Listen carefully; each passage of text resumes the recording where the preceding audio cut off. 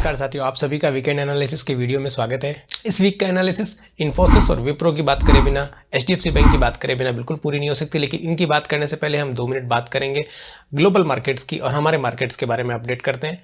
देखिए, global markets across the globe, federal bank की जो लास्ट मॉनेटरी पॉलिसी आई थी, उस टाइम जो कमेंट्री की थी फेड ने कि इंटरेस्ट रेट्स को लेकर के कि वो अगले साल डाउन होने ही होने हैं, 3-4 रेट कट आने हैं, पूरा 1 से 1.25 से लेके 1.5% तक का आना, जो रेट कट उन्होंने फोरकास्ट किया था उन्होंने कि ये इतना रेट कट आएगा पूरे साल भर में, कैलेंडर ईयर में। तो उसके बाद ग्लोबल मार्केट्स एक अलग ही जोन में है। लगभग सारे ग्लोबल मार्केट्स जो भी फ्री इकोनॉमीज है वो एक ऑल टाइम हाई बना रहे हैं। ऑल टाइम हाई या तो उसके नजदीक है, नहीं तो ऑल टाइम हाई बना रहे हैं। तो हमारे को एक बिग पिक्चर देखनी है, तो बिग पिक्चर में सबका ट्रेंड अपसाइड है। हाँ, हो सकता है और होगा भी, क्योंकि अगर एक ट्रेंड अपसाइड है तो ऐसा, इसका मतलब ये नहीं होता कि मार्केट कभी गिरेगा नहीं। बुल मार्केट में जब मार्केट गिरता है तो ऐसा ही लगता है कि बुल मार्केट एंड हो गया, मार्केट क्रैश हो गया। लेकिन अगर हम बिग पिक्चर नज़र में रखेंगे, की इवेंट्स के ऊपर नज़र रखेंगे, तो हमारे को पता रहेगा कि कब मार्केट रिवर्सल आ रहा है। अभी शुरुआत करते हैं हमारे लार्ज कैप से। तो लार्ज कैप्स में इस बार मिड कैप से ज़्यादा हरकत में है, ऐसा लग रहा है। इस वीक में हमारे लार्ज कैप ने तो सबसे ज़्यादा धमाल मचाई है, मिड कैप को भी उन्होंने पीछे छोड़ दिया। कहीं तो ऐसा हो रहा है कि जैसे एचडीएफसी बैंक में 16, 17, 18% की ग्रोथ आई, वहाँ पर तो स्टॉक ने 10% की पिटाई देखी है। और अगर विप्रो की बात करें, इन्फोसिस की बात करें, जहाँ पर हमने म्यूटेड ग्रोथ देखी है, लगभग 1% के आसपास की ग्रोथ है, और वहाँ पर हमने स्टॉक को 5-10% रैली होते हुए देखा है। तो ये एनोमली क्यों है, आइए समझते हैं। बेसिकली हम अगर एक्सपेक्टेशन से कम काम करते हैं तो हम चाहे कितना भी अच्छा काम करें, हम बुरे ही माने जाएंगे। हमने खराब काम किया, यही माना जाएगा। अगर किसी खराब काम करने वाले ने अगर एक्सपेक्टेशन से ज़्यादा काम किया है तो वो अच्छा काम माना जाएगा। ये एक एब्सोल्यूट टर्म्स में कोई पैमाना नहीं है। ऐसे समझ लेते हैं कि फेल होने वाले विद्यार्थी ने पास कर लिया, जस्ट पास कर लिया, ग्रेस से भी पास कर लिया, तो ऐसा बोलेंगे बढ़िया किया भाई। या 3rd डिवीजन से भी पास कर लिया तो बोलेंगे अच्छा किया इसने। लेकिन अगर एक मेरिटोरियस स्टूडेंट ने अगर डिस्टिंक्शन लाया वो, तो ऐसा बोला जाएगा यार अब की बार तो इसने अच्छा नहीं किया। तो यही हुआ है बेसिकली इनके साथ में। एचडीएफसी बैंक 16-17% की ग्रोथ दिखाई है, प्रोविजंस दिखाएं ऑब्वियसली, तो ओवरऑल रिजल्ट्स जो है सो हैं। मतलब कोई इसमें खराब रिजल्ट नहीं बोलेंगे इनको, लेकिन बाजार ने उसको पनिश किया।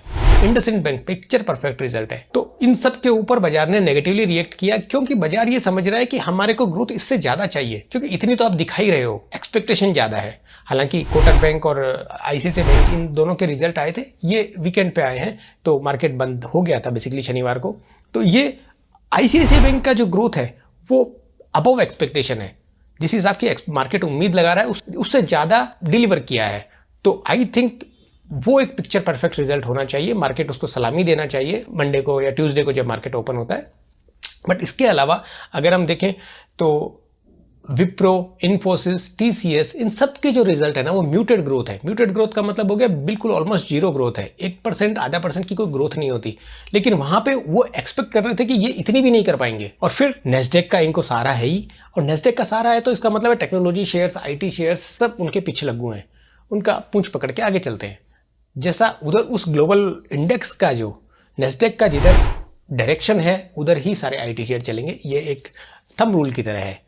इसके अलावा अगर हम देखेंगे तो HUL, मैरिको, FMCG कंपनियों का भी जो रिजल्ट आए हैं, ये भी एक ऑलमोस्ट म्यूटेड ग्रोथ है। मतलब इतनी ग्रोथ इतने वैल्यूएशन के ऊपर जस्टिफिकेशन नहीं करती इस वजह से। लेकिन ओवरऑल अगर हम देखेंगे तो एक जो मोमेंटम है ना, वो IT शेयर्स का मोमेंटम अपसाइड में है। बैंकिंग सेक्टर का मोमेंटम जहां ग्रोथ दिखा रही है वहां अपसाइड मोमेंटम है। क्योंकि अगर आप छोटे बैंक होते हैं, बड़े बैंक होते हैं, तो दोनों में डिफरेंस ये कि बड़ा बैंक बहुत अच्छी स्पीड से ग्रोथ नहीं कर सकता, और ग्रोथ नहीं कर सकता तो मार्केट उसको उस टाइप की वैल्यूएशन नहीं देता है, मार्केट उसको पनिश करता है। लेकिन मिड साइज बैंक देखिए, मिड साइज बैंक्स में अपनी एक ग्रोथ स्टोरी है। चाहे आप IDFC फर्स्ट बैंक का रिजल्ट देख लीजिए, चाहे आप PSUs का भी रिजल्ट देख लीजिए। अब चाहे एक्चुअली PSUs में जो रिजल्ट आ रहे हैं, PSUs में अभी 3-4 बैंकों ने डिक्लेयर किए रिजल्ट। यूनियन बैंक ने किया, IDBI ने किया, और बैंक ऑफ महाराष्ट्र ने भी आई थिंक किया है। तो ये सब में जो ग्रोथ आ रही है ना, ये कोई ग्रोथ एक्स्ट्राऑर्डिनरी ग्रोथ नहीं है। लेकिन जो नेट प्रॉफिट ग्रोथ आ रही है, वो नेट प्रॉफिट ग्रोथ कहाँ से दिख रही है? नेट प्रॉफिट ग्रोथ जो इन्होंने पिछले बार पहले बहुत अच्छा सा प्रोविजन करके बैठे थे, उस प्रोविजनिंग के जो रिकवरी हो रही है, वो रिकवरी इनके प्रॉफिट में दिख रही है।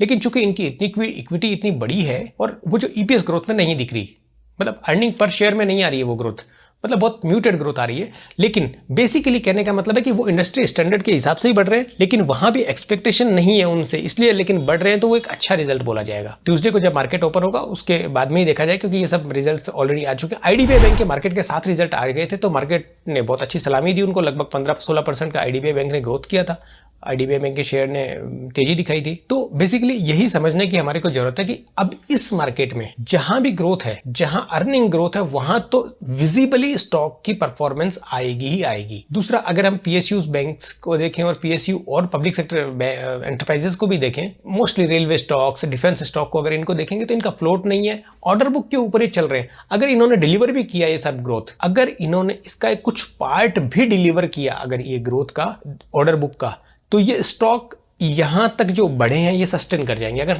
नहीं सस्टेन करेंगे, अगर ये ग्रोथ नहीं दिखाएंगे, तो ये स्टॉक की रैली सस्टेन नहीं हो सकती। हाँ, ये बात अलग है कि अगर किसी ने अपना प्रॉफिट पैसा बना लिया, आज अगर खरीदा है, आपने प्रॉफिट बनाया है, तो शेयर मार्केट में वही सिकंदर है जिन्होंने पैसा बनाया है, सीधी बात ये है। अगर लेकिन आपको समझ आता है, आपका जहाँ होल्ड है, जिस चीज़ के ऊपर आपका होल्ड है, आपको वही काम करना चाहिए।